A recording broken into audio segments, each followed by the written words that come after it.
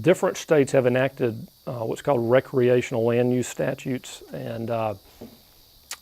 I'll say that some states have better understood how much of an economic impact that these type enterprises are making. Other states have not quite figured all that out, but in a lot of circumstances they're putting statutes in place which basically say that you, the landowner,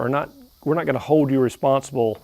if you're opening your land up to use by the public, for naturally occurring conditions on the property, for instance.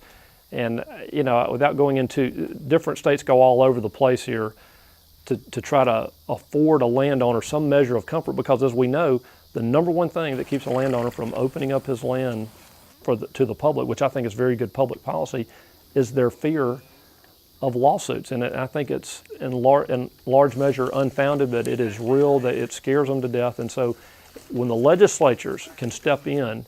and just put some modest protections in place for people who would like to open up their land, they're doing us all a favor. It's going to be an economic impact. And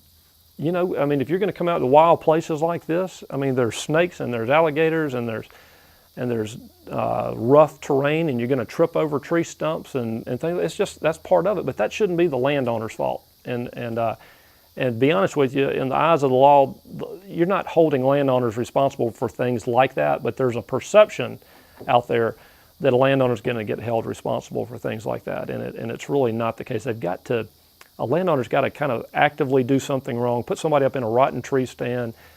do something dumb, stupid that gets somebody hurt really before they're going to get held responsible. But the landowners don't realize that, and so we're trying our best to get the word out to them,